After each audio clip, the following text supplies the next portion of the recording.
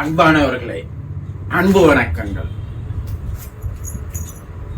ஒரு அன்பர் குரு மூன்றாம் கண்ணை திறந்து கொள்வது ஏன் என்று ஒரு கேள்வி கேட்டிருக்கிறார்.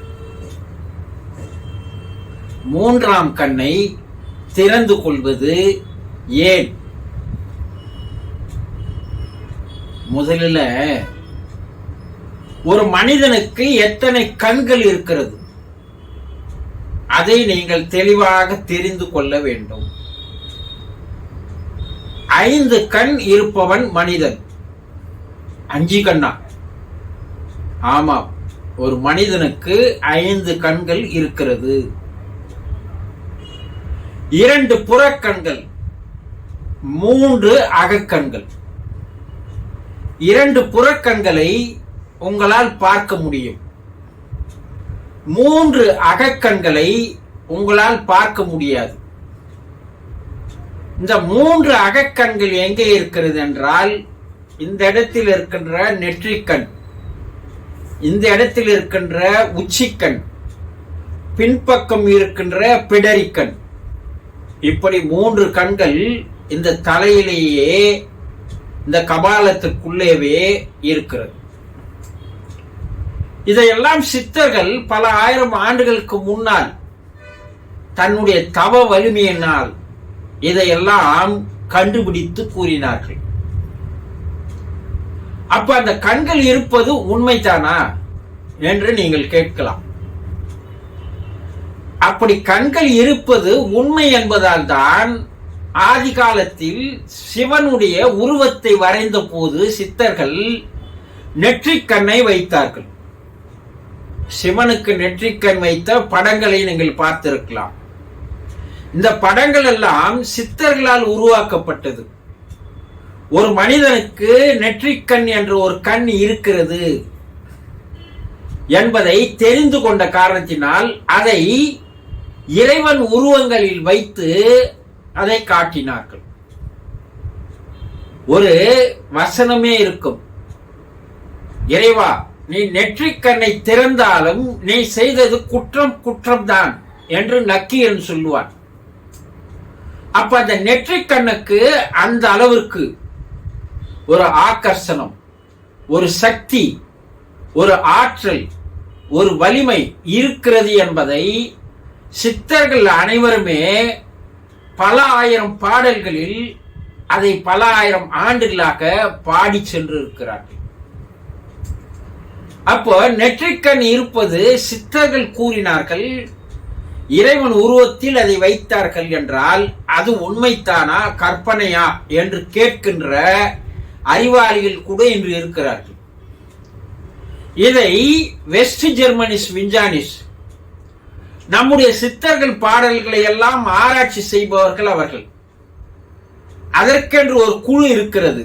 அவர்கள் மனிதனுக்கு உண்மையிலேயே நெற்றிக்கண் இருப்பது உண்மைத்தானா என்பதை பல ஆயிரம் கபாலங்களை பிளந்து பார்த்து அதன் கடைசி முடிவாக அப்படி ஒரு கண் இருக்கிறது என்பதை 100% நிரூபித்து காட்டினார்கள்.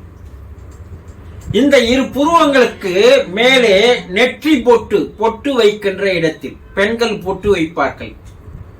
அந்த இடத்திற்கு உள்ளே அங்கே ஒரு பட்டாணி சைஸில் ஒரு கண் இருக்கிறது. நம்முடைய 2 புறக்கண்கள் ஒரு கோழி முட்டை அளவிற்கு இருக்கும். ஆனா உள்ளே இருக்கிற அந்த கண் ஒரு பட்டாணியுடைய அளவு மட்டுமே இருக்கிறது என்பதை வெஸ்ட் ஜெர்மனிஸ் விஞ்ஞானிஸ் கண்டுபிடித்து எடுத்தே காட்டியிருக்கிறார்கள். அந்த கண்ணில் குழிலென்சும் குவிலென்சும் இருப்பதையும் நிரூபித்திருக்கிறார்கள். இந்த புறக்கண்களில் இருக்கின்ற குழிலென்ஸை விட இந்த கண் பார்க்கின்ற தூரத்தை விட பல கோடிக்கணக்கான மைல்களுக்கு அப்பால் பார்க்கின்ற அளவிற்கு அந்த பட்டாணி அளவில் இருக்கின்ற அந்த கண்ணிற்கு சக்தியானது இருக்கிறது என்பதையும் நிரூபித்து காட்டியிருக்கிறார்கள். அப்ப அந்த கண் இருப்பது உண்மை. ஆனால் அந்த கண்ணானது மூடிக்கொண்டிருக்கிறது. இந்த கண் மூடிக்கொண்டிருப்பதற்கு காரணம் என்ன? சித்தர்கள் என்ன சொல்றாங்கன்னா, ஒரு கல்ப செவ்வு என்ற ஒரு செவ்வானது அந்த கண்ணிற்கு மேலே, அந்த பட்டாணி அளவு இருக்கின்ற அந்த கண்ணிற்கு மேலே மூடப்பட்டு இருக்கிறது. அதற்கு கல்ப செவ்வு என்று பெயரை வைக்கிறார்கள். கல்பம் என்றால் பல கோடி ஆண்டுகள் என்று பெயர். ஒரு கல்பம் என்றால் பல கோடி ஆண்டுகள். அந்த பல கோடி ஆண்டுகளாக அந்த செவ்வானது மூடப்பட்டு இருக்கிறது என்பதை சித்தர்கள் தன்னுடைய பாடல்களிலே எழுதுகிறார்கள். அப்ப அந்த கண் ஒரு காலத்தில் திறந்திருந்ததா என்றால் ஆமாம். மனிதர்கள் அனைவருக்கும் 3 கண்ணோடு தான் பிறந்தார்கள், 3 கண்ணோடு தான் வாழ்ந்தார்கள் என்று லெமூரியா கண்டத்தில் வாழ்ந்த மக்களுக்கு 3 கண்கள் இருந்தது என்பதை சரித்திரம் நிரூபித்து காட்டியிருக்கிறது. அந்த மக்கள் ஒரு குறிப்பிட்ட அளவு, ஒரு 1000 பேர் அந்த காலத்தில் அந்த இடத்தில் வாழ்ந்தார்கள் என்றால், அங்கு இருக்கிற பெண்கள் எல்லோருமே யார் குழந்தையை பெற்றுக் கொண்டாலும், எந்த தாய்மாரானாலும் அந்த குழந்தைக்கு பாலை தரலாம் என்ற ஒரு வழக்கம், பழக்கம் அந்த லெமூரியா மக்களிடையே இருந்தது. அது ஒரு பொது நலம். இது என் குழந்தை தான், நான் தான் பால் கொடுக்கணும் ஒரு தாய் நினைக்கிறாள் இப்பொழுது. அப்போது அப்படி கிடையாது. அந்த குழந்தை அழுதால் எந்த தாயாவது பால் சுரக்கின்ற மார்பு இருக்கிற தாய் அந்த குழந்தையை எடுத்து பால் கொடுப்பாள், அதை தன் குழந்தையாக கருதுவாள். இப்படி ஒரு பொது நலம் அந்த மக்களிடையே இருந்தது. ஒரு காலகட்டத்திற்கு அப்பால் என் குழந்தைக்கு நான் தான் பாலை தருவேன் எப்ப மனசுக்குள்ள சுயநலம் வந்ததோ, சுயநலம் வந்த அதே நேரத்தில் அவளுடைய 3வது கண் மூடிக்கொண்டது என்று சரித்திர ஆய்வாளர்கள் அந்த சரித்திரங்களை கண்டுபிடித்து எழுதுகிறார்கள். அன்று சுயநலத்தோடு மனிதன் எப்போது சுயநலத்திற்கு மனிதன் மாறினானோ அன்றையிலிருந்து இன்று வரை அந்த மனிதனுக்கு அந்த செவ்வானது மூடப்பட்டே இருக்கிறது, அது திறப்பதில்லை. மனிதன் சுயநலத்திலிருந்து எப்போது பொது நலத்திற்கு மாறுகிறானோ, இந்த உலகில் இருக்கின்ற ஜீவராசிகள் எல்லாம் இறைவனுடைய நியதி, இறைவனுடைய பிரதிபிம்பம் என்று எப்போது பொது நலத்திற்கு வருகிறானோ, எப்போது அன்பு அவனுக்குள் அதிகமாக பெருக்கெடுத்து ஓடுகிறதோ, வாடிய பயிரை கண்ட போதெல்லாம் நான் வாடினேன் என்று வள்ளலார் எப்போது கூறினாரோ, அது போல ஒரு மனிதன் மாறும்போது மற்றவர்களுக்கு திறக்க வேண்டிய அவசியமில்லை, அது தானாக திறந்து கொள்கிறது என்பது பல நிரூபணங்களில் தெரிகிறது. அந்த 3வது கண் என்பது ஒரு அன்பு மையம். அன்பால் இருக்கின்ற அந்த மையம் எப்போது ஒரு மனிதன் அன்பு மிகுதியில் தன்னை வெளிப்படுத்திக் கொள்கிறானோ, உருவாக்கி கொள்கிறானோ, அவன் அப்பொழுது யாருங்க குருவும் அவனுடைய கண்ணை தொட்டு திறக்க வேண்டியதில்லை, அவன் கண் தானாக திறந்து கொள்கிறது. அப்ப அந்த கண்ணிற்கு பல ஆற்றல்கள் உண்டு. என்ன ஆற்றல்கள் உண்டு? பிரபஞ்சத்தில் அண்ட சராசரங்களில் பேரண்டத்தில் நடக்கின்ற நிகழ்வுகளை எல்லாம் அது பார்க்க முடியும். எங்கேயோ வெகு தூரத்தில் நடக்கின்ற காட்சிகளை எல்லாம் அது காண முடியும். மாபெரும் அற்புத ஆற்றல்களை கொண்டது அந்த கண். எப்போது ஒரு மனிதனுக்கு அந்த கண் திறந்து கொள்கிறாரோ அவன் இறைநிலைக்கு சமமானவனாக, இறைவனாக அவன் தன்னை உயர்த்தி கொள்கிறான். இந்த நெற்றிக் கண்ணை தான் மருத்துவங்கள் என்ன சொல்கிறது என்றால் பீனியல் கிளாண்ட் என்று சொல்கிறது, பிட்யூட்டரி கிளாண்ட் என்று சொல்கிறது, அதை யோக சக்கரங்கள் என்று சொல்வார்கள். யோக சக்கரம்னா அங்க ஏதோ ஒரு சக்கரம் ஓடிக்கொண்டிருக்காது. மனிதனுடைய உடம்பில் 72,000 நாடி நரம்புகள் இருக்கிறது என்பதை சித்தர்கள் கண்டுபிடித்தார்கள்.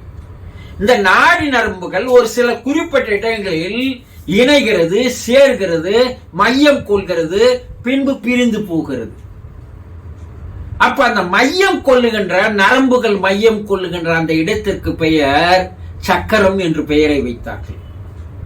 அப்படி அந்த நரம்புகள் மையம் கொள்கின்ற இடத்திலே ஒரு அற்புதமான சக்தியானது தேக்கத்தில் வைத்திருக்கின்ற வேலைகளை அது செய்கிறது.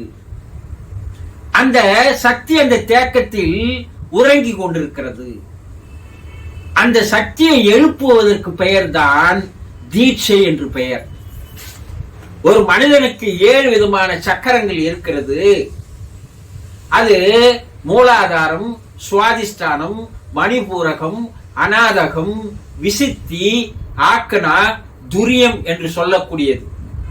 இது நடுமையமாக இருக்கின்ற இந்த அநாதகத்திற்கு கீழே இருக்கின்ற சக்கரங்களில் அவனுடைய ஜீவசக்தியானது கீழ் நோக்கி இறங்கி செல்லுமேயானால் அவன் புவியீர்ப்பு விசைக்கு தகுந்தார் போல் அவனுடைய வாழ்க்கை ஒரு லௌலீக வாழ்க்கையாக, ஒரு சாதாரண வாழ்க்கையாக, ஆசா பாசங்களுக்கு கட்டுப்பட்ட வாழ்க்கையாக, உணர்ச்சிகளுக்கு அடிமையான வாழ்க்கையாக தான் அவன் வாழ்வான்.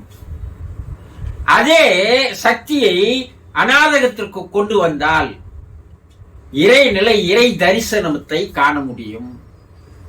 அதை இன்னும் மேல் நோக்கி விசுத்திக்கும் ஆக்கனாகவும் எடுத்து வந்தால் அவன் ஒரு அற்புத மனிதனாக, ஒரு மகானாக, ஒரு இறைவனாக, தெய்வமாக, கடவுளாகவே அவன் மாறிவிட முடியும். இவ்வளவு அற்புதங்கள் அந்த இடத்தில் இருக்கிறது.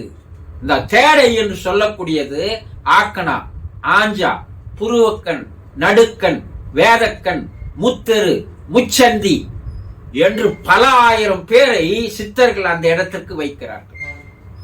இதையெல்லாம் குறியீடாக வைப்பதற்கு தான் நம்முடைய இந்து மதத்தில் அந்த இடத்தில் பொட்டு வைப்பது, கிறிஸ்துவ மதத்தில் அந்த இடத்தில் இருந்து தொட்டு பிரார்த்தனை செய்வது, இஸ்லாமிய மதங்கள் நமாஸ்ல அந்த இடத்தை இடிப்பது, இதெல்லாம் ஒரு சூசகமான விஷயங்கள்.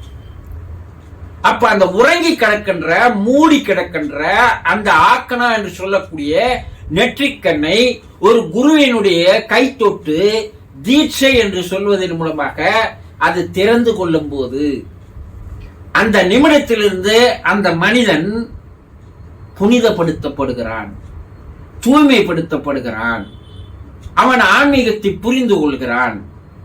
அவன் ஆண்டவனையும் இறைவனையும் கடவுளையும் தெரிந்து கொள்கிறான். அதே சக்தி தனக்குள் இருக்கிறது என்பதையும் தெரிந்து கொள்கிறான். அப்ப அவன் இறைவனாக, தெய்வமாக மாறுவதற்கு பயிற்சிகளை எடுக்கிறான். ஆதலால் 3வது கண் திறந்து கொள்வது என்பது ஒரு மனிதனுக்கு கோடியில் ஒருத்தருக்கு மட்டுமே அந்த புண்ணியம் உண்டு என்று ஔவையார் கூறுகிறார். எல்லாருக்கும் கிடைக்காது. 199% மக்கள் அநாதகத்துக்கு கீழே இருக்கிற யோக சக்கரத்தில் சக்தியை கீழிறக்கி செலவு செய்து அவர்கள் உணர்ச்சிக்கு அடிமைகளாக, காமத்திற்கு அடிமைகளாக அவர்கள் வாழ்ந்து வருகிறார்கள். யார் ஒருவர் அநாதகத்துக்கு மேலே எழுப்புகின்ற வித்தையை கற்றுக்கொள்கிறானோ அவன் அந்த நிமிடத்திலிருந்து தன்னுடைய வாழ்க்கை பாதையில் இருந்து அவன் தன்னை மாற்றிக் கொள்கிறான். இதை சூசகமாக ஒரு பாடலில் சொல்லுவார்கள். தகரம் இப்போ தங்கம் ஆச்சு. அதே நேரத்தில் அவர்கள் காட்டு மூங்கில் பாட்டு பாடும் புல்லாங்குழலாச்சு என்று ஒரு பாடல் வரும். அகரம் இப்போ தங்கமாச்சு. அதே நேரத்தில் தகரம் இப்போ தங்கமாச்சு. இந்த தகரமாக இருக்கின்ற உடலை தங்கமாக மாற்றுகின்ற வித்தை அந்த 3வது கண்ணுக்கு உண்டு. இதையெல்லாம் சித்தர்கள் பல ஆயிரம் பாடல்களில் பல ஆயிரம் ஆண்டுகளாக மக்களுக்கு போதித்து சென்று இருக்கிறார்கள். இதை தெரிந்து கொள்வதற்கு ஆசைப்படுபவர்கள் 100ல் 1% 2% மட்டுமே தான். மீதி 98% வாழ்ந்து அனுபவித்து இறந்து போக வேண்டும், தனக்குள் இருக்கின்ற இறைவனை உணர்ந்து கொள்ள வேண்டும் என்ற அக்கறையே இல்லாமல் வாழ்பவர்கள். இதற்காக தான் 3வது கண்ணை திறந்து கொள்ள வேண்டும். அதற்காக தான் குருமார்கள் இருக்கிறார்கள்.